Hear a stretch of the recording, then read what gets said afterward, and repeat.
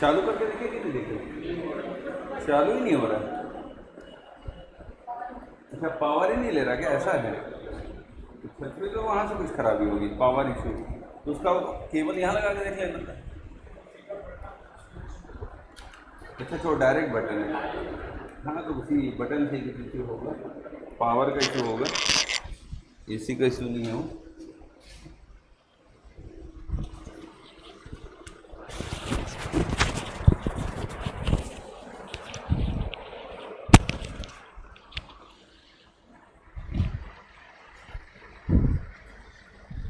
अब आज ज़्यादा लंबा नहीं लेंगे, एसी चल नहीं रहा है। अब एसी आज बन जाएगा तो फिर कल से जब तक है जहाँ तब तक पढ़ेंगे। यस, चलिए।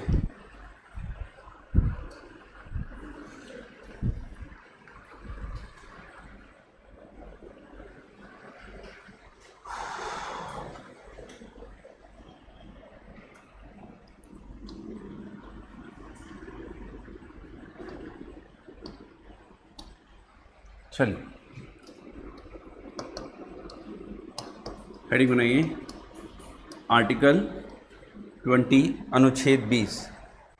कुछ चीज़ें मैंने बताई थी बट आर्टिकल 20 मुझे थोड़ा सा फिर से बताना है। इसलिए क्योंकि मैंने कुछ चीज़ें उस दिन आप लोगों को नहीं बताई थी, तो मैं सोच रहा हूँ कि उसे थोड़ा सा अच्छे से डील कर लूँ तो बेटर वे में आपके लिए हो जाएगा। ठीक है, चलिए। तो जब हम आर्टिकल 20 की बात करते हैं, हाँ या ना, तो आर्टिकल 20 को थोड़ा सा समझने से पहले आर्टिकल 20 भी समझ में आएगा इससे, और आर्टिकल 22 भी अच्छे से क्लियर होगा, हाँ या ना। सबसे पहले तो एक समझिए चीज़ों को, देखिए, लॉ या विधि, कौन सा मीडियम की है मैडम आप? आज पहला क्लास है आपका? कौन सा medium, English Hindi? English medium है, अच्छा। तो लॉ या विधि, यस, दो प्रकार की हम यहाँ पर डिवाइड करेंगे, इसे 2 टाइप्स में डिवाइड कर लेंगे। एक होते हैं क्रिमिनल लॉज। कौन से लॉज? Criminal laws. हिंदी में कहा जाता है फौजदारी कानून। कौन सा कानून? फौजदारी, हाँ या ना। दूसरा कानून होता है सिविल लॉज, यस, इसको कहते हैं जो दीवाना बना दे, मतलब दीवानी कानून। मतलब इस कानून में अगर तुम फंस गए तो तुम सच में दीवाने बन जाओगे, तुम्हारी ज़िंदगी निकल जाएगी पर कानून पर केस ख़त्म नहीं होगा, है ना। सिविल कानून इसलिए बने हुए हैं बेसिकली, यस। अगर ज़मीन विवाद की बात करें तो तुम पैदा होगे तब शुरू होगा और ख़त्म होगा जब तुम मरने वाले रहोगे, यस। तो सिविल लॉज इसीलिए मैं कई बार समझाता हूँ, जो भी सिविल लॉ को लेकर मेरे पास आता है, ठीक है, मुझे प्रॉफिट है उस पर, मुझे लाभ मिलेगा अगर मैं उस केस को लूँगा या आगे बढ़ूँगा, पर मैं हमेशा प्रयास करता हूँ सामने वाले को समझाने का कि अगर समझौते से काम चल जा रहा है तो प्रयास कर लीजिए, हाँ या ना। मेरा ही एक मित्र, यस, उसकी विवाह की कुछ इशू थी, तो मैंने बहुत प्रयास किए उसे समझाने के कि जो तुम सोच रहे हो वो होगा नहीं, क्योंकि हमारा जो कानून है वो पुरुष की तरफ इंक्लाइंड है ही नहीं। ये मान लिया जाता है कि हमने गलती की है, वो हमें प्रूव करना है कि हमने नहीं की है ना। और तुम ये प्रूफ करने में तुले हो कि तुम्हारी पत्नी ने गलती की है, ऐसा कैसे हो जाएगा, है ना। तो मैंने उसे समझाया कि भाई देख, तुम्हारी लड़ाई हुई जो भी है ठीक है, पर तुम्हारी पत्नी रेडी है कि तुम्हारे साथ रहना चाहती है। तुम्हारा जो भी विवाद रहा, ईगो को किनारे करो, थोड़ा झुकना सीखो, ठीक है, गलती उसके तरफ से रही, तुम्हारे तरफ से रही, भूल जाओ। अब अगर तुमको बेहतर कार्य करना है, अपने लाइफ में बेहतर तरीके से चलना है, तो सारी चीज़ों को भूल जाओ और अपने लाइफ में आगे बढ़ो, क्योंकि कानून के रास्ते में आगे बढ़ोगे तो पूरी ज़िंदगी निकल जाएगी। मैं खुद बता रहा हूँ, मैं बोल रहा हूँ, मैं तो तेरे को एक दोस्त के तौर पर बता रहा हूँ, वकील के तौर पर तो मुझे फ़ायदा है, मैं तेरा केस ले लूँगा और हर हियरिंग का तुझसे पैसा लूँगा, मुझे तो फ़ायदा है, मुझे क्या दिक्कत है। परंतु एक दोस्त के तौर पर तुझे समझा रहा हूँ कि अगर समझौता हो जाए तो कर ले, अगर समझौता नहीं हो पा रहा है, नहीं रख पा रहे वाइफ को, तो एक काम करो, म्यूचुअल डाइवोर्स ले लो। इतने साल से तुम एक दूसरे से अलग हो, हाँ या ना? म्यूचुअल डाइवर्स के लिए एप्लीकेशन फाइल करो और आपसी सहमति से डाइवर्स लो और एलिमनी देकर खत्म करो। और सामने वाला नहीं, मैं तो उसने ऐसा किया, उसने वैसा किया, मैं लड़ूंगा। मैं लड़ो, मैं नहीं लड़ूंगा तेरा केस, क्योंकि कल को तू फिर बोलेगा कि भाई तू मेरा केस को बिगाड़ दिया, तो मेरी और तेरी दोस्ती खराब हो जाएगी। तो तू जिससे लड़ना चाहता है, लड़वाना चाहता है, उस केस को लड़ ले, पर मैं नहीं लड़ूंगा, क्योंकि मैंने उसे क्या प्रयास किया समझाने का। अब देखिए, दो तरह के लॉज होते हैं, क्रिमिनल लॉज, फौजदारी कानून और दीवानी कानून। देखिए, ऐसा कोई भी कानून जो हमारे समाज में प्रभाव डालता हो, इंपैक्ट डालता हो, डर पैदा करता हो, प्रभाव पैदा करता हो, यस, उस सारे कानून क्रिमिनल लॉज के अंदर आती है। जैसे अगर गांधी चौक में किसी का मर्डर हो गया तो वो न्यूज़ बन जाएगा, यार गांधी चौक में मर्डर हो गया।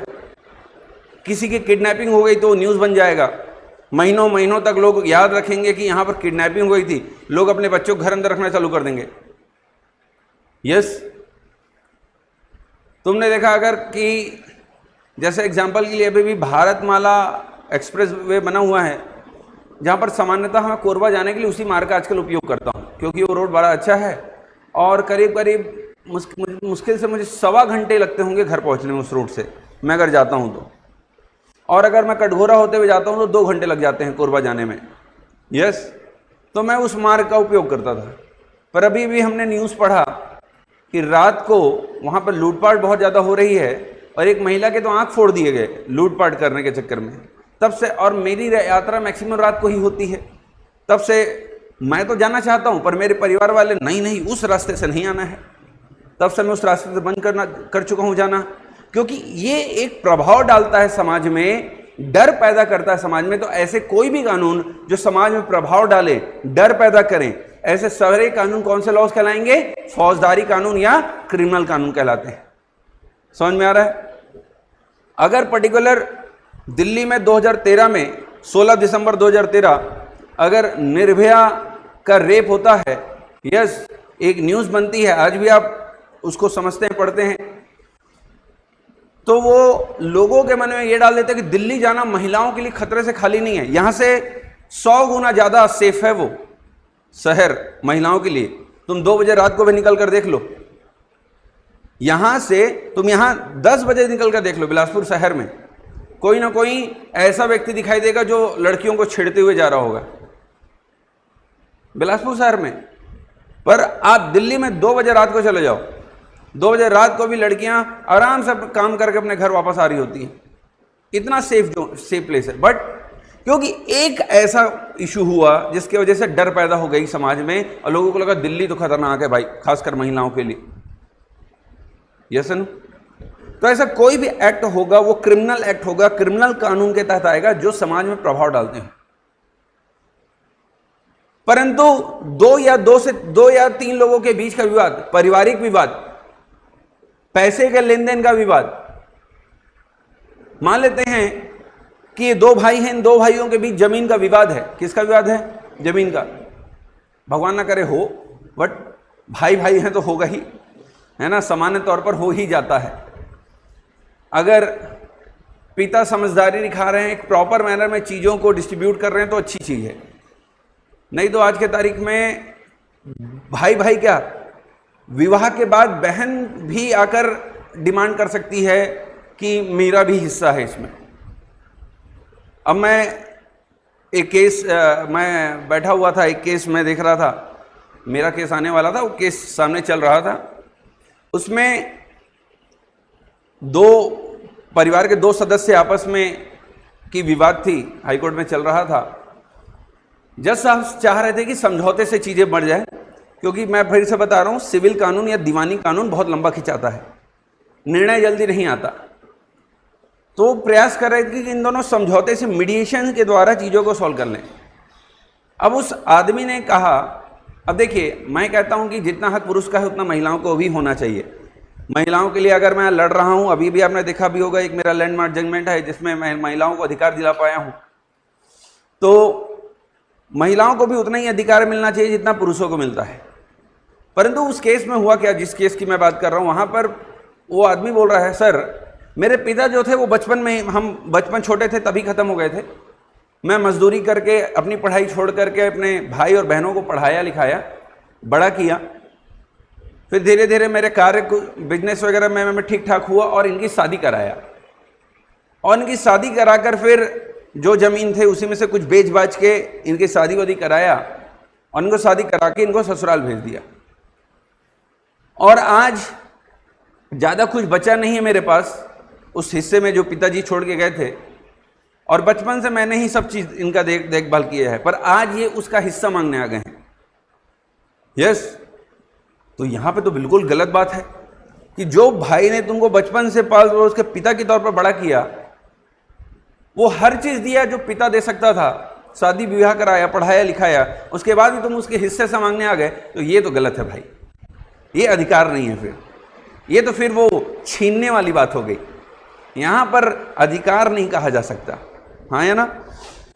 तो ऐसा कानून जब दो भाइयों के बीच जमीन का विवाद हो, अब जमीन का विवाद एक दीवानी कानून के तहत आता है, सिविल मामला है, पर जमीन विवाद में मान लीजिए दो भाई के बीच इनकी जमीन विवाद चल रही है, बस आपस में इन दोनों एक दूसरे को कूट दिया कि मेरा जमीन छीनता है ले, तो फिर वो इसमें आ जाएगा, क्रिमिनल में। समझ में आ रहा है? तब जब तक जमीन विवाद था क्या था, वो सिविल, पर जब तक जैसे ही वो आपस में लड़ गए क्या हो गया, क्रिमिनल बन गया। यस, दो लोगों के बीच विवाह, तलाक, ये सब कैसे मामले हैं, सिविल मामले। भाई दो लोगों के बीच के बाद समाज में क्या प्रभाव पड़ेगा इसका? हाँ, हो सकता है भाई कि दो व्यक्ति तलाक ले रहे हो तो तीसरा खुश हो रहा हो, मेरा रास्ता खाली हो गया, अब मैं उससे विवाह करूंगा। तीसरा व्यक्ति हो सकता है खुश हो रहा हो, पर इसका क्या समाज में कोई प्रभाव पड़ा? क्या हार्दिक पांड्या ने तलाक ले लिया तो तुमने खाना छोड़ दिया या तुमने शादी करना छोड़ दिया? भाई उसका समाज में कोई प्रभाव नहीं पड़ता। वो तो हमारे so called news channels TRP gain करने के लिए कुछ भी दिखा रहे हैं, तो वो दिखा रहे हैं देखिए पांड्या के लाइफ में क्या हुआ। क्यों देखें? मेरे को क्या करना है उसके लाइफ से? पर वो टीआरपी गेन करने के लिए कुछ भी दिखा रहे हैं, और हम इतने बेरोजगार हैं कि उस चीज को देख भी रहे हैं, स्क्रॉल कर करके इसको लाइक कर देता हूं, खट खट खट, इसको शेयर कर देता हूं। इतने बेरोजगार बैठे हैं हम लोग। भाई बेरोजगार है तभी देख रहे हैं। आज के तारीख में फॉरेनर्स, विदेशी, भारत से जुड़े हुए यूट्यूब और इंस्टाग्राम वीडियोस बना रहे हैं, हिंदी में बात करने का प्रयास कर रहे हैं। विदेशी भारत जानबूझकर घूमने आ रहे हैं ताकि वो इंडियंस से रिलेटेड वीडियोस बना सके, क्योंकि उनको पता है सबसे ज्यादा व्यूज, शेयर एंड लाइक्स कहीं मिलते हैं तो वो है इंडिया, क्योंकि हम सबसे ज्यादा बेरोजगार हैं। यस, उनको फायदा देने। तो दो तरह के कानून हो गए, एक हो गए सिविल कानून और दूसरे कैसे कानून हो गए, क्रिमिनल। क्लियर हो पा रहा है दोनों में अंतर? यस, आगे देखिए। अब इस लॉ को, इस विधि को मैं दो भागों में फिर से डिवाइड करूंगा। हाँ या ना? एक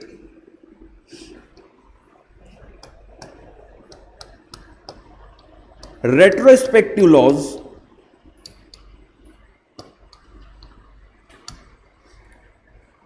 भूत लक्ष्य विधि,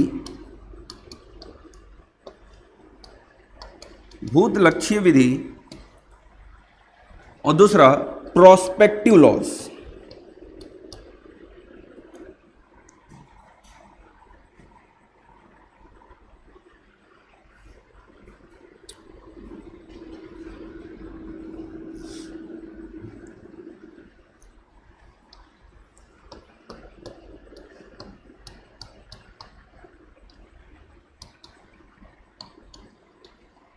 ये हो गया भविष्य लक्ष्य विधि। भविष्य लक्ष्य, ठीक है।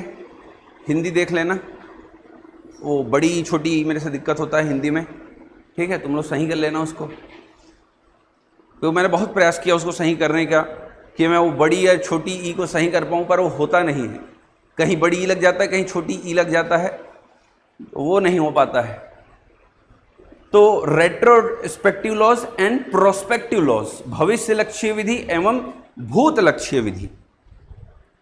क्लियर हो पा रहा है ना? कितने प्रकार के? भूत लक्ष्य और भविष्य लक्ष्य विधि। ठीक है भाई, पहला पॉइंट लिखिए, नोट यहां नोट डालिए और लिखिए, ऐसे नोट डाल लीजिएगा, जेब से नोट नहीं निकालना है, ऐसे नोट डालना है, लिखिएगा नोट डाल के। हिंदी में बोल रहा हूं पहले।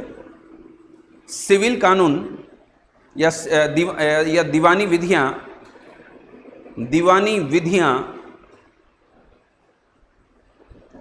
दोनों ही प्रकार के हो सकती हैं, या दोनों ही प्रकार के हो सकती हैं, अर्थात भूत लक्ष्य भी एवं भविष्य लक्ष्य भी, भूत लक्ष्य भी एवं भविष्य लक्ष्य भी।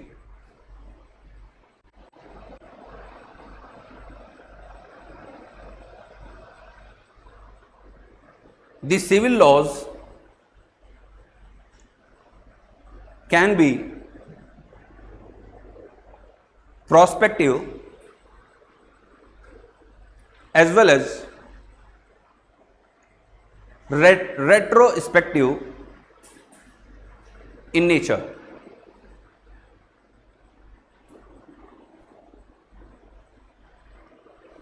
ठीक है, ठंडी तो नहीं लग रही है आप लोगों को? कंबल उम्बल बंटवाने की आवश्यकता तो नहीं है? चलिए,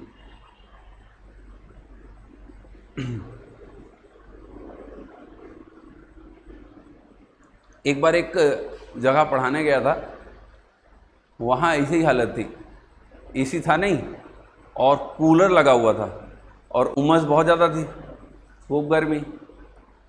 और फिर मेरा मन किया कि छोड़ के भाग जाऊँ, पर बच्चों का चेहरा देखकर लगा कि यार अब पढ़ाया जाए।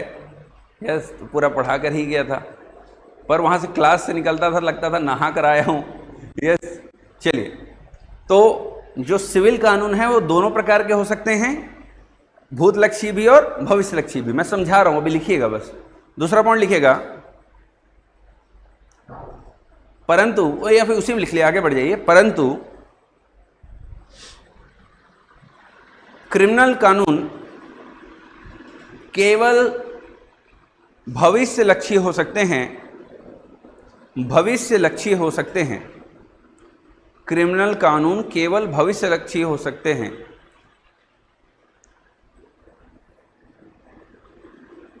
The criminal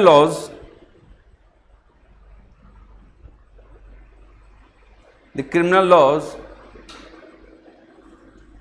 is only prospective in nature। yes,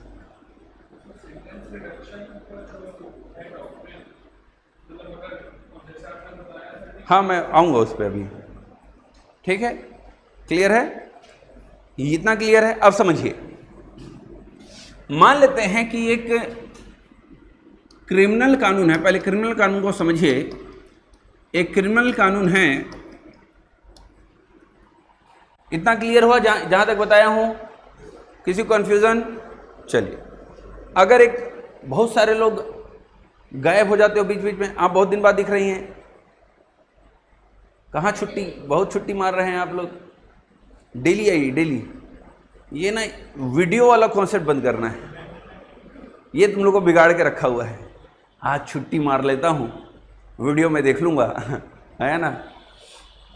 मैंने जैसे कई बार ऐसा किया कि जैसे ये वीडियो वाला कॉन्सेप्ट है, इसको मैं 3 दिन बाद जाकर अपलोड करवाता था, ताकि तुम तुरंत ना देख पाओ उसको। तो लोग ऑफलाइन है। अब क्या है कि ये ठीक है, अच्छी चीज़ है, कई बार जो ऑनलाइन है ये हमारे सुविधा के लिए आई है, पर हम इसको अपनी असुविधा बना देते हैं।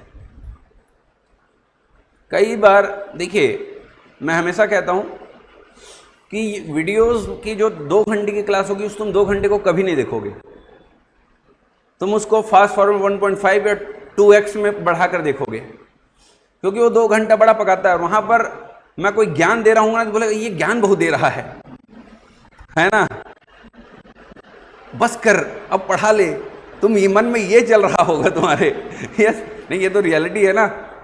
अब ये चल रहा होगा, भाई मैं भी तो कभी स्टूडेंट रहा हूँगा, तो तुम्हारे मन में ये चल रहा होगा। वो कितना भी अच्छी बातें क्यों ना हो, वो क्लास में बड़ी अच्छी लगेगी सुन के, पर वही वीडियो में देख रहे होंगे ना, क्या बतिया रहा है यार, फर्जी बात है ना, ये वाली लगेगी। तो क्लास में क्या होता है, कई बार हम जो बात सुनते हैं वो हमारे किसी न किसी के थ्रू, किसी न किसी थ्रू वो एग्जाम में काम आ जाता है।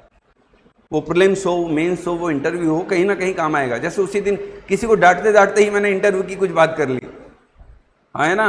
वो एक कोई लड़का था यहाँ पे बैठा था, यस, कि जितना अगर आप ये सोचते हैं कि prelims and mains is only the exam, तो इससे बड़ी बेवकूफ़ी कुछ नहीं है। यस, कभी आप बोलेंगे तो एक लड़के से मिलाऊंगा, 8 बार उसने इंटरव्यू दिया है, 8 बार CGPSC का, पर आज तक सेलेक्ट नहीं हो पाया वो, 8 बार। यस, बताइए, अगर केवल प्रीलिम्स और मेंस निकालना ही एग्ज़ाम निकालना होगा तो सिलेक्शन तो उसका हो जाना चाहिए था, पर इंटरव्यू भी उतना ही इम्पोर्टेंट है, हाँ या ना। जैसे एक अपने एक बच्ची है, वो अभी पहले वो एक्साइज इंस्पेक्टर बनी थी, फिर उसके बाद वो नायब तहसीलदार बनी, और अभी वो कुछ और बनी है, मेरे को नाम अभी, मेरे ख्याल से वो अभी क्लास 2 हो गई, हाँ या ना। वेटिंग लिस्ट में था, फिर बाद में बढ़ा तो फिर उसने ज्वाइन किया थी। तो उसने जब एक्साइज पहला एग्ज़ाम दिया तो उसमें वो एक्साइज इंस्पेक्टर बन गई, दूसरा दिया तो वो नायब तहसीलदार बन गई, फिर एग्ज़ाम दिया तो फिर एक पोस्ट मिला, पर क्लास 3 में ही मिला, क्लास 2 नहीं मिल पाया। तो रात को मेरे ख्याल से 10:30 11 बजे के आसपास मेरे पास फ़ोन आया कि सर एग्ज़ाम तो निकल गया फिर से, पर फिर से क्लास 3 मिल पाया सर, 3 मार्क्स और मिलते तो क्लास 2 हो जाता सर, है ना। इंटरव्यू में कम हो गया सर, 3 मार्क्स इंटरव्यू में और आ जाते तो क्लास 2 हो जाती मैं। वैसे ही UPSC के एक बंदे की कहानी थी कि उसे केवल 1 मार्क्स और मिलते तो वो IAS हो जाता, 1 मार्क्स की वजह से वो IPS हो गया था, और उसे दोबारा वो एग्ज़ाम देना, बाद में वो IAS बना, परंतु 1 मार्क्स की वजह से फिर से उसे प्रीलिम्स, मेंस और इंटरव्यू देना पड़ा था। तो इंटरव्यू भी उतना ही इंपॉर्टेंट है जितना इंपॉर्टेंट आपका प्रीलिम्स है और मेंस है, ठीक है। तो क्रिमिनल लॉज है, क्रिमिनल लॉज हमेशा प्रोस्पेक्टिव होते हैं नेचर में, मतलब भविष्य में अप्लाई होते हैं। कहां? भविष्य में, भूत में नहीं। मतलब मान लेते हैं कि 10 जनवरी को, या कोई भी, आज कौन सा डेट है यार, 18 मई, 18 मई को तुमने एक क्राइम किया, और क्राइम करके मान लेते हैं कि तुमने कोई क्राइम किया जिसके लिए अभी सजा थी 2 वर्ष। कितनी वर्ष की सजा थी? 2 वर्ष की सजा थी। आज के तारीख में जो तुमने कोई क्राइम किया उसकी सजा कितनी थी? 2 वर्ष थी। और सरकार ने 20 मई को उसकी सजा बढ़ाकर 5 वर्ष कर दी। क्या कितनी कर दी? 5 वर्ष कर दी, ठीक है। अब तुमने क्राइम कब किया है? सरकार ने कानून कब बदला? क्या इस कानून को पीछे जाकर अप्लाई किया जा सकता है? नहीं, इसको पीछे जाकर अप्लाई नहीं किया जा सकता। अब ये जो 5 वर्ष की सजा है, ये केवल किसको मिलेगी? जो 20 तारीख या उसके बाद क्राइम करेगा। जिसने 18 तारीख को क्राइम किया है उसको कितने वर्ष की सजा मिलेगी? 2 वर्ष की ही सजा मिलेगी। आ रहा है समझ में? यस या नो? तो जिसने 18 तारीख को क्राइम किया है उसको केवल 2 साल की सजा मिलेगी, क्योंकि उस समय क्राइम कितना, उस समय सजा कितना था? 2 वर्ष का। पर सरकार ने 2 दिन बाद उसकी सजा कितने वर्ष कर दी? 5 वर्ष। तो क्या ये सजा इस पर अप्लाई होगी? नहीं होगी, इन पर अप्लाई नहीं होगी। समझ में आ रहा है? क्यों अप्लाई नहीं होगी? क्योंकि क्रिमिनल कानून या फौजदारी कानून हमेशा भविष्य में अप्लाई होते हैं, भूत में नहीं, पास्ट में जाकर अप्लाई नहीं होते। मतलब 20 तारीख को कानून को 18 तारीख को लाकर अप्लाई नहीं कर सकते आप। क्राइम कितने तारीख को होना है अब? 20 या उसके बाद में, तभी अप्लाई होगा, उसके पीछे अप्लाई नहीं होगा। आ रहा समझ में? हाँ या ना? यस। इसी को कहा जाता है, लिख लीजिए, no ex post facto law. Yes, legal भाषा में, लीगल लैंग्वेज में इसी को कहा जाता है no ex post facto law. कोई भी भूत लक्ष्य कानून नहीं होगा। क्लियर हो पा रहा है?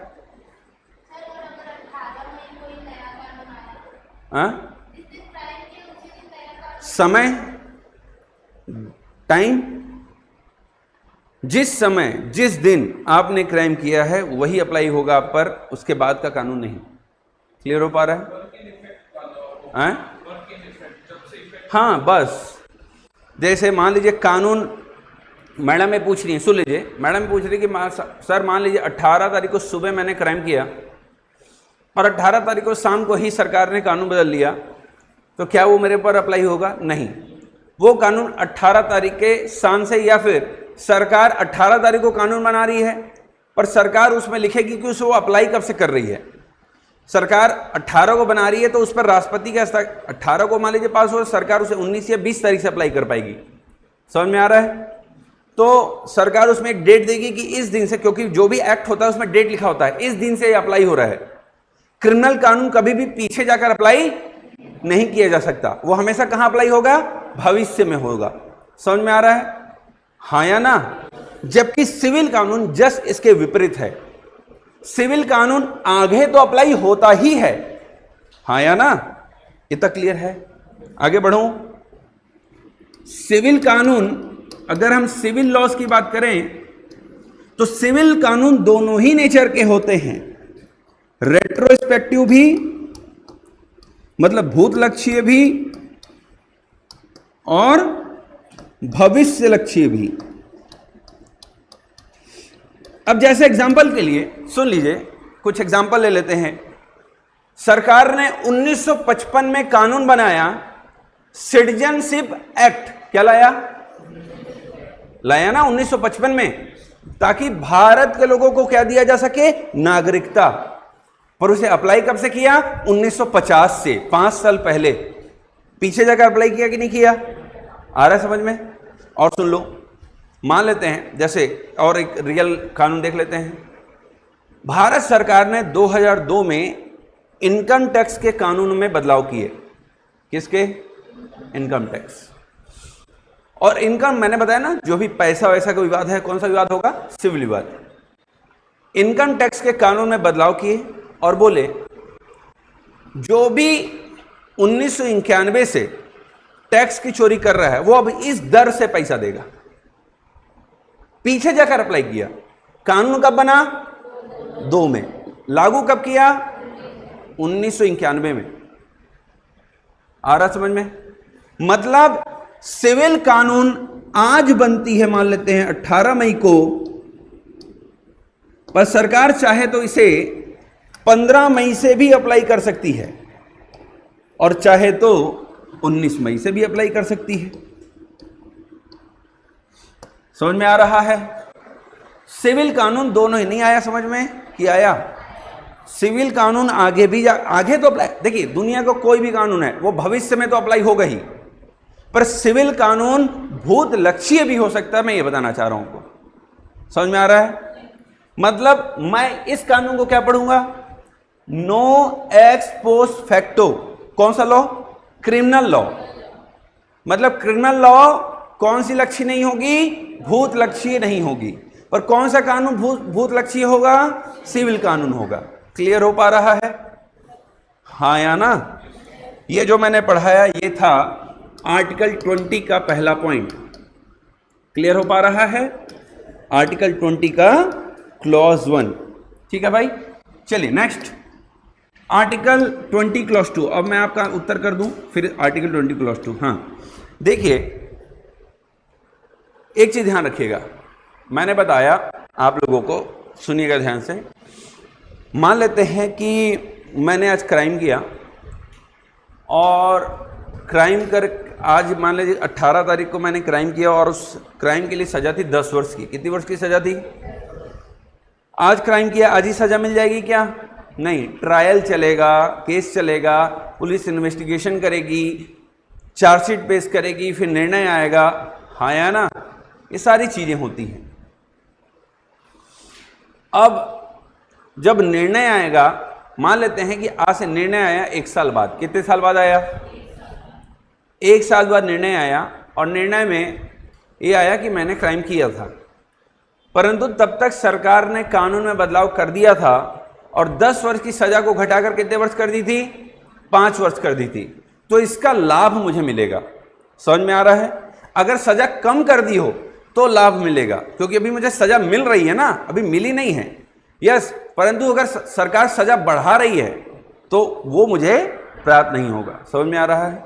यस, जैसे एग्जांपल के लिए भारत में एक समय मैच फिक्सिंग, क्रिकेट मैच वगैरह, वो क्राइम नहीं हुआ करता था।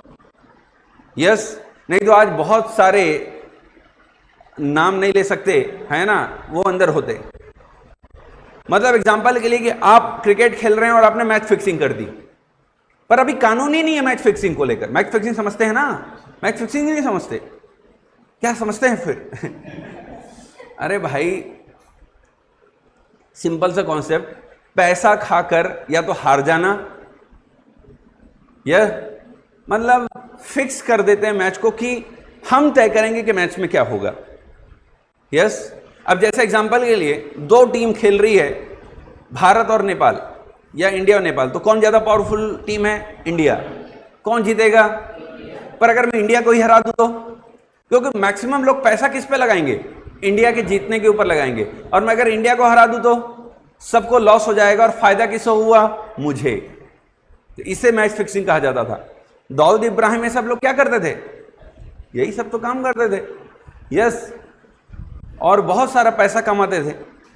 हम आज उनको गाली तो देते हैं कि भाई उन्होंने ये किया वो किया, और उन्होंने किया तो लोगों ने किया भी तो। यस, अब एक समय मैच फिक्सिंग इस देश में कानून नहीं हुआ करती थी, मतलब मैच फिक्सिंग को लेकर सजा नहीं होती थी, तो लोग मैच फिक्सिंग करके पैसे पे पैसे बना रहे थे। पर बाद में इस सरकार को लगा यार मैच फिक्सिंग एक बड़ी खतरा बेकार चीज है, फिर तो मैच फेयर नहीं हुआ। हाँ या ना? तो फिर मैच फिक्सिंग को लेकर क्या बना दी गई? कानून। अब कानून बाद में बनी, क्या उसका सजा पीछे वालों को दे पाओगे? नहीं, क्योंकि क्रिमिनल कानून पीछे जाकर अप्लाई नहीं होती। चलिए next, article 20 clause 2, second point, heading बनाइए। आर्टिकल, कौन सी बुक पढ़ रहे हो इसके लिए? लक्ष्मीकांत पढ़ रहे हो? एम लक्ष्मीकांत पढ़ना है भाई, इंडियन पॉलिटी के लिए। हाँ या ना? क्लियर हो पा रहा है? हिंदी मीडियम वाले कौन कौन है? किसी के पास लक्ष्मीकांत की बुक नहीं है? नहीं है, कल मेरे से ले लेना गिफ्ट, ठीक है? क्योंकि मेरे पास है और वो यूज नहीं है, तो हिंदी की बुक मेरे पास लक्ष्मीकांत की है, तो ले लेना मेरे से, ठीक है? पर कितनी है देख लेता हूँ, जितनी होगी मैं ले आऊँगा, ले लेना। इंग्लिश वाली थी तो आधा तो बांट दिया मैं, एक ही बची है तो अभी पढ़ती है तो वो तो नहीं दे पाऊँगा। और हिंदी वाली है, और हिंदी वाली पहले वो मैं लेके रखता था टर्मिनोलॉजी के लिए, है ना? और कुछ तो वो कोचिंग में, यहाँ तो पता नहीं आते नहीं है, नहीं तो कई कोचिंग्स में जैसे जब बाहर जाता था पढ़ाने तो वहाँ पर वो मैग्रो हिल वाले आते थे, तो खुद दे के जाते थे, है ना, कि सर ये बुक आपके लिए, ऐसे करके तो फ्री ऑफ कॉस्ट मिलती है हम लोग को बहुत सारी बुक, है ना। इस फील्ड में एक चीज़ अच्छी है कि बुक फ्री में मिलती हैं पब्लिशर्स की तरफ से, है ना, कोचिंग्स को या फिर हमको। पर लॉ फील्ड में मुझे बुक खरीदनी पड़ती है, बहुत महंगी महंगी आती है। यस, मतलब एक एक बुक 5-5 हज़ार 6-6 हज़ार की आती है। अभी कॉन्स्टिट्यूशनल का डिबेट लिया, वो करीब करीब 30,000 रुपये की आई है ना। तो लॉ की बुक बड़ी महंगी आती है। बाकी इस फील्ड की जितनी भी बुक है कहीं तो फ्री में मिल जाती है, मुझे कुछ खरीदी भी है। तो ठीक है, तो वो मैं ले आऊँगा तो ले लेना भाई, आप लोग यूज़ हो जाएगा। मेरे पास पड़ा ही है, ख़राब हो रहा है वो, कोई मतलब नहीं है, तो आप लोग पढ़ लोगे तो अच्छी बात है। आया ना, ठीक है, थैंक यू बोल देना बस मेरे को। चलिए, हाँ हाँ, बेयर एक्ट हमेशा रखना है साथ में। संविधान जब भी पढ़िए तो बेयर एक्ट आता है। यहाँ से थोड़ा सा आगे जाएंगे ना तो छत्तीसगढ़ लॉ बुक हाउस है, वहाँ जाकर बोलिएगा, एक सर हैं जो पढ़ाते भी और हाईकोर्ट में वकालत भी करते हैं, मैं उसकी स्टूडेंट हूँ या उसका स्टूडेंट हूँ, बस ऐसे बता दीजिएगा, वो आपको छूट दे देंगे। ठीक है, वो समझ जाएंगे कौन है।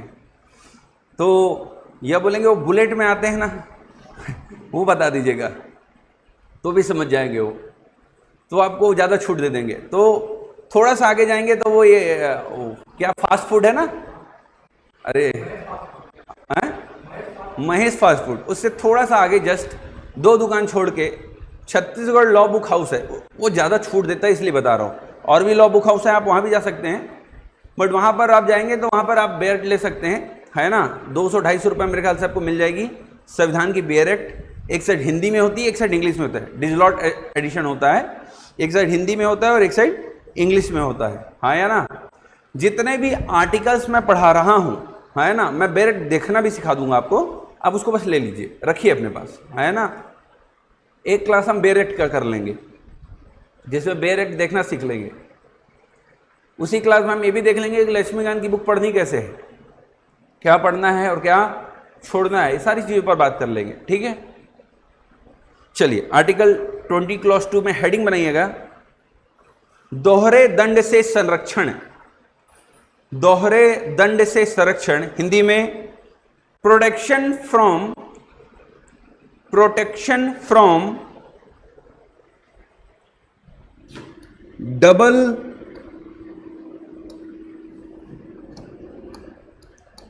जियोपार्डी। हिंदी वाले इसको ब्रैकेट में डाल लीजिएगा, double jeopardy, yes, protection from double jeopardy या फिर दोहरे दंड से संरक्षण। अब कानून को भूल जाओ, स्टोरी सुनो, स्टोरी के थ्रू सब चीजों को याद रखो, ज्यादा अच्छा रहता है। एक आदमी आ रहा था, रियल स्टोरी है, एक आदमी आ रहा था दुबई से। कहां से आ रहा था? अल हबीबी करते हुए, यस। अब देखिए इस देश में कितने मतलब आप कितने जल्दी चीज़ों को बदलते हैं। जो व्यक्ति अपने यहाँ पर प्रतिबंध लगाता है, वही चीज़ जब वो दुबई और अन्य देशों में जाता है तो वो उस चीज़ पर प्रतिबंध नहीं लगाता, क्यों? वहाँ पर प्रतिबंध नहीं है। यस, यहाँ की तरह जैसा यहाँ पर है। अब वो कोई व्यक्ति दुबई गया और दुबई से वो वापस आने लगा तो कुछ सोना वगैरह लेकर आ रहा था, यस, इलीगल तौर पर। बॉम्बे एयरपोर्ट में उसे कस्टम वालों ने पकड़ लिया, यस, कि अब गलत तरीके से सोना लेकर आ रहे हैं, आपकी सोना की जब्ती होगी। यस, ये सोना इलीगल है, अब इलीगल तौर पर लेकर आ रहे हैं। अब उसके सोने की जब्ती हो गई। उसने पैसा लगाया था ना भाई सोना खरीदने में, फ्री में तो लिया नहीं होगा। सोना खरीदा, लेके आया, जब्ती हो गई। अब उसके अगेंस्ट क्रिमिनल केस भी फाइल हुआ, क्योंकि वो इलीगल तौर पर सोना लेकर आ रहा था भारत, हाँ या ना। मोदी जी बेचारे बोल रहे हैं सोना नहीं खरीदना है। अब देखिए इस देश में इसीलिए बोलते हैं education is more important. Education जरूरी है भाई। मोदी साहब ने कहा मेरे प्यारे देशवासियों, पेट्रोल का यूज कम करो, सोना मत खरीदो, and the palm oils and all का यूज थोड़ा कम करो। लोगों ने इसे ऐसा इंटरप्रिटेशन कर लिया और सो कॉल्ड न्यूज चैनल वालों ने यह बता दिया पेट्रोल की हो गई कमी। कहां? स्ट्रेट, और कुछ कोचिंग वाले वीडियो बना के भी डाल रहे हैं। मैं दंग रह जा रहा हूं देख के कि स्ट्रेट ऑफ हॉर्मुज से आता है पेट्रोल और इसीलिए मोदी साहब ऐलान कर रहे हैं। मतलब क्या? रशिया से क्या खरीद रहे हैं हम लोग? पानी। अमेरिका से क्या आ रहा है? पानी आ रहा है। तेल की कमी नहीं है, तेल हम खरीद पा रहे हैं। दिक्कत क्या है? तेल का दाम अंतर्राष्ट्रीय मार्केट में बढ़ गया है। अब तेल का दाम अंतर्राष्ट्रीय मार्केट में बढ़ गया है तो अब तेल का दाम, देखिए, जब भी इकोनॉमिक क्राइसिस आने वाली होगी दुनिया में, दो चीज के दाम आसमान छुएंगे, सोना और तेल। समझ में आ रहा है? इसके पीछे की वजह क्या है? क्योंकि विश्व में जो पहले आर्थिक क्रियाकलाप चला करती थी, इकोनॉमिक जो भी प्रोसेस हुआ करती थी, वो पहले गोल्ड के थ्रू ही हुआ करती थी। यस, बाद में उस गोल्ड को जोड़ा गया विद द डॉलर। किसके साथ जोड़ा गया? पहले विश्व की वैश्विक करेंसी क्या थी? व्यापार किस पर होते थे? गोल्ड के आधार पर। जब द्वितीय विश्व युद्ध खत्म हुआ और द्वितीय विश्व युद्ध के बाद दो बड़ी बड़ी संस्था बनी, वर्ल्ड बैंक और आईएमएफ। कौन सी संस्था? पढ़ेंगे आप लोग, बस सुनिए अभी। वर्ल्ड बैंक और आईएमएफ। वर्ल्ड बैंक है पिताजी और आईएमएफ है दोस्त तुम्हारा। तुम्हारे पिताजी तुमको कोचिंग के लिए पैसा दे रहे होंगे, अरे हाँ या ना, फ्री में पढ़ ले रहे हो, दे रहे होंगे। बुक कॉपी खरीदने के लिए दे रहे होंगे। मतलब जब तुम्हारे डेवलपमेंट के लिए पैसा चाहिए, विकास के लिए, तुम्हारे खुद के विकास के लिए, डेवलपमेंट के लिए, तो पैसा कौन देगा? पिताजी, that is the world bank. पर जब तुम संकट में फंसे हुए हो, 14 फरवरी आने वाला है, तुम्हें किसी को गिफ्ट करना है पर तुम्हारे जेब में पैसे नहीं है, पापा ने पैसे कम भेजे थे, पापा से मांगते नहीं बन रहा है, पापा समझ जाएंगे फरवरी में कहाँ मांग रहा है, जनवरी में तो नहीं मांगा। यस, तो फिर तुम अपने सिंगल दोस्त के पास चले गए, तेरे को तो जरूरत है नहीं, ला मुझे दे दे 10,000 रुपए। तो जब तुम संकट में फंसोगे तो तुमको कौन काम आएगा? संकट मोचन। कौन है वो? तुम्हारा दोस्त, वो है आईएमएफ, इंटरनेशनल मॉनेटरी फंड। समझ में आ रहा है? तो ये दो संस्था को बिल्कुल सिंपल तरीके से याद रखो। विकास कार्यों के लिए पैसा कौन देता है? World bank. पर जब कोई देश संकट में फंसता है तो उसको पैसा कौन देता है? IMF, with some criteria, conditions. ऐसे नहीं ले जाओ उड़ा लो, ऐसे नहीं होता है। यस, तो पहले व्यापार किसके आधार पर चलता था? इस समय के साथ उस व्यापार को किसके साथ जोड़ा गया? फिर डॉलर के को आगे बढ़ाया गया और विश्व की 5 करेंसी को इसके साथ जोड़ दिया गया। कितनी करेंसीज को? मतलब शुरुआती दिनों में व्यापार किस आधार पर होते थे? गोल्ड। पर आज भी ये सभी करेंसी कहीं ना कहीं जुड़ी किससे हैं? गोल्ड से। और इसीलिए वो कोई भी देश क्यों ना हो, जब वो अपने रुपीस छापता है या नोट छापता है तो उसके तिजोरी में उतना गोल्ड होना आवश्यक होता है। समझ में आ रहा है? कुछ क्राइटेरियाज होती हैं। तो आज भी जो मेन है वो कौन है? गोल्ड है, सोना है। तो जब भी विश्व में फाइनेंशियल इशू आएंगे, क्राइसिस आने वाला होगा, तो लोग किसको जमा करना चालू कर देंगे? क्या महंगा हो जाएगा? गोल्ड महंगा हो गया, पेट्रोल महंगा हो गया, दो चीज महंगी हो गई। अब दोनों चीजों को खरीदने के लिए हमें विदेश जाना होता है, देश के बाहर। और देश के बाहर जाएंगे तो क्या देना पड़ेगा? डॉलर देना पड़ेगा। क्या देना पड़ेगा? देश के बाहर क्या जाएगा? देश का क्या खाली होगा? डॉलर वाली तिजोरी। इसको क्या कहा जाता है? Forex reserve, foreign reserve. हाँ या ना? जिससे हमारा देश का क्या, कौन सा रिजर्व खाली होने जाएगा? फॉरेक्स रिजर्व खाली होने लगेगा। जिससे क्या होगा? डॉलर का वो मूल्य बढ़ने लगेगा और रुपीस का मूल्य गिरने लगेगा। जो डॉलर आज 1 रुपए का, मान लीजिए 90 रुपए में $1 मिल रहा है, वो 150 रुपए में $1 मिलना चालू हो जाएगा। मतलब रुपीस की वैल्यू वैश्विक स्तर पर क्या हो जाएगी? गिर जाएगी। तो भारत की इकोनॉमी भी क्या हो जाएगी? गिर जाएगी। आ रहा समझ में? इसलिए मोदी जी ने बोला था कि petrol, diesel, gold, palm oils वगैरह से बनी हुई चीजों का खपत कम करिए, क्योंकि ये हम आयात करते हैं। लोगों ने सोच लिया पेट्रोल खत्म, लाओ भरवा लेते हैं, लाइन लग गए। यस, मतलब और सबसे बड़ी चीज है, हमारे न्यूज वालों को आप तो सही जानकारी दे दो पब्लिक को, नहीं, पर कुछ भी जानकारी दे रहे हैं। यस, और मोदी जी भी अगर न्यूज में आकर बोल रहे थे तो उनको भी थोड़ा समझा के जाना चाहिए था।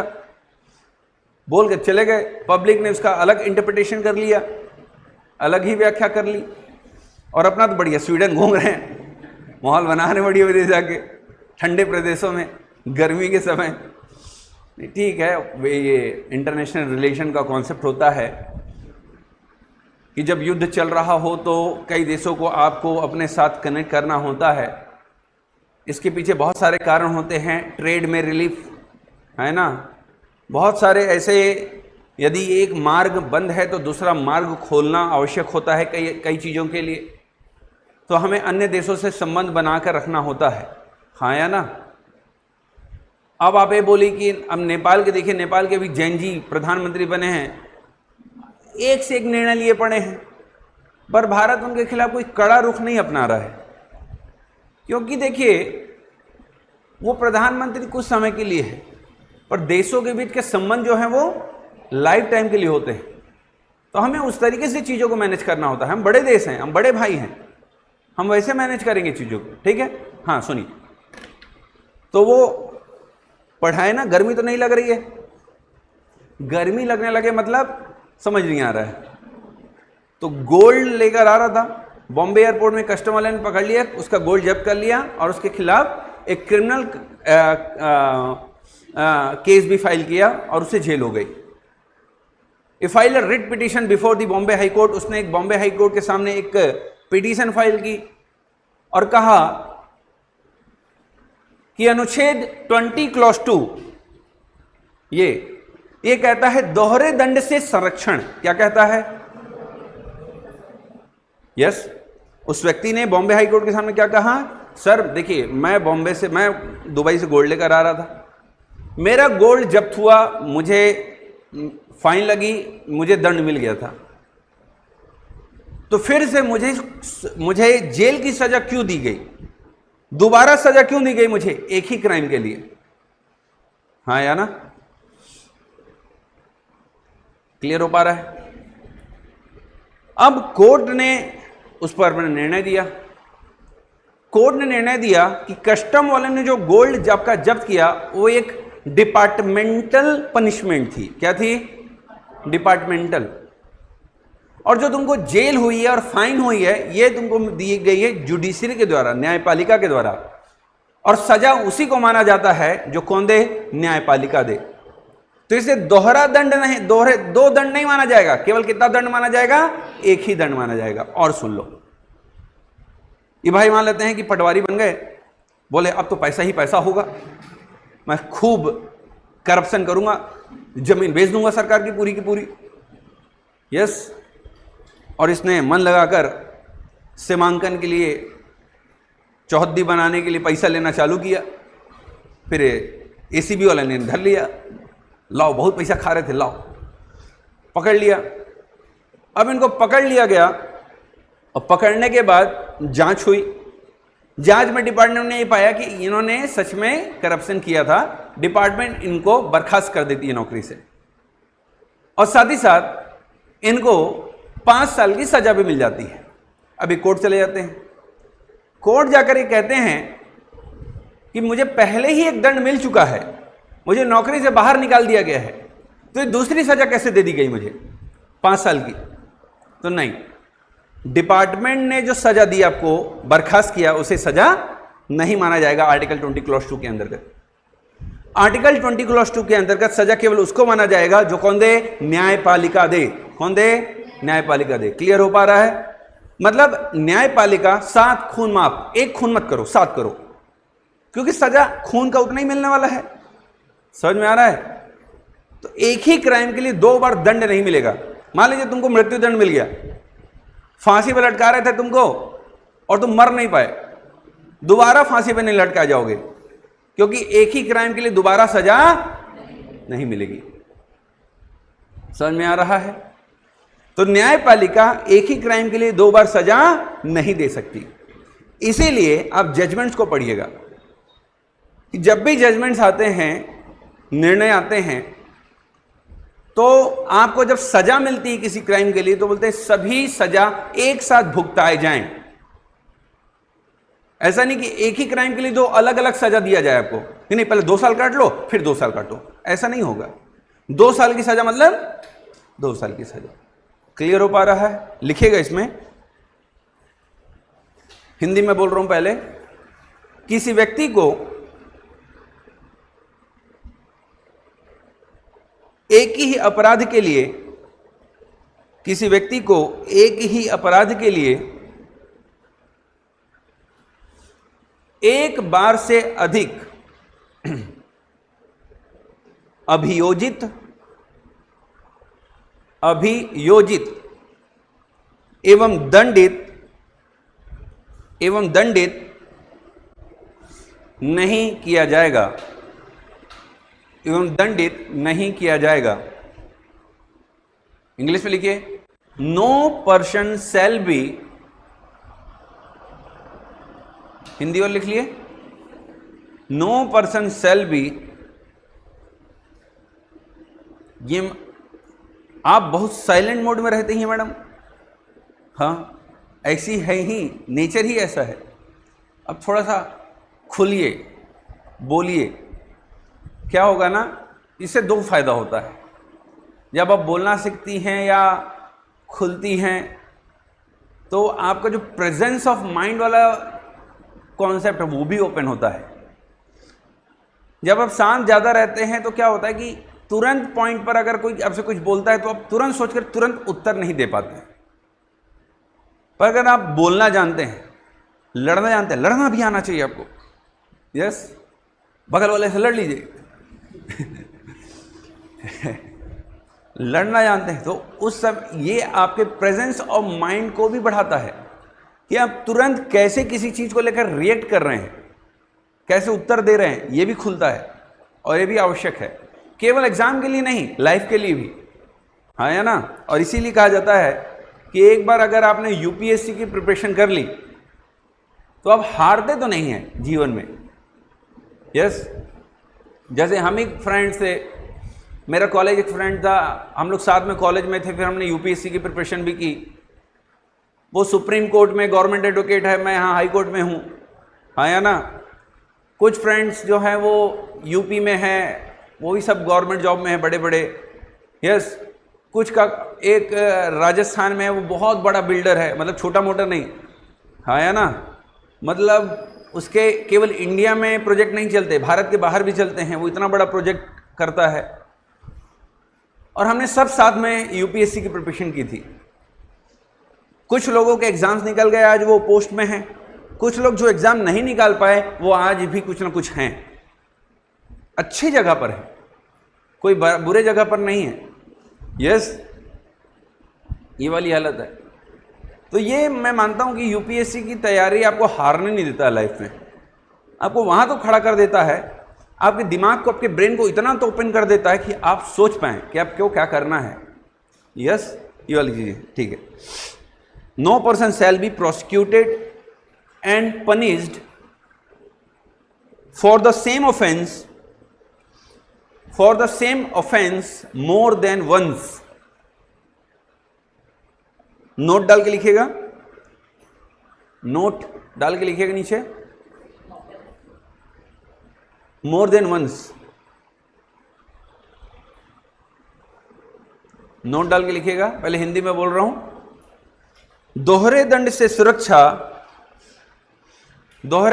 सुरक्षा केवल न्यायालय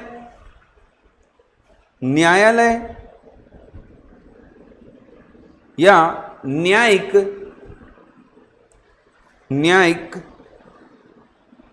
अधिकरणों के समक्ष कार्यवाही में उपलब्ध है,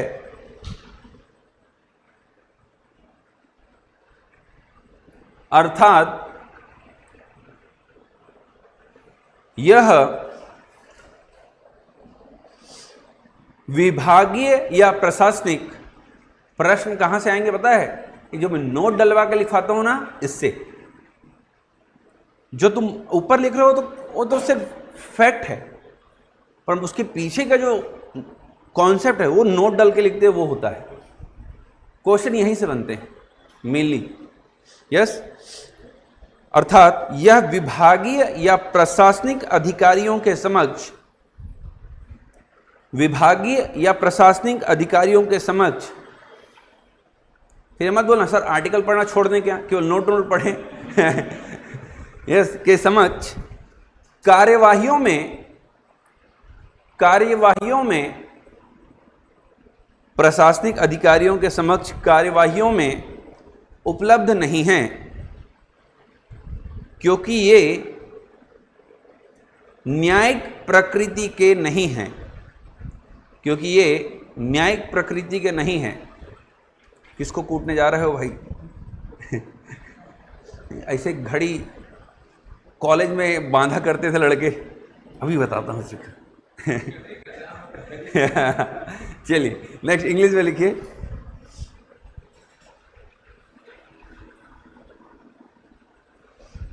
The protection against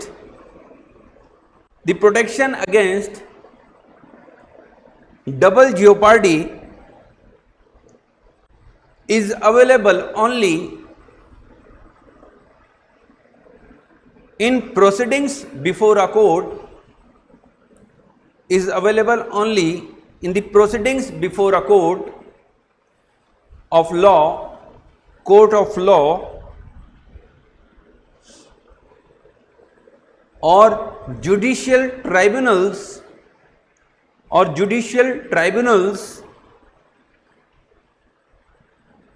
it means it is not available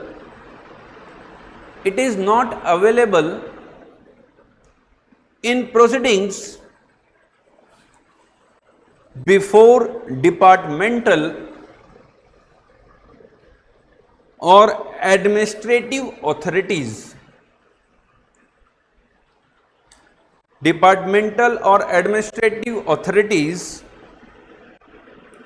as they are not of judicial nature,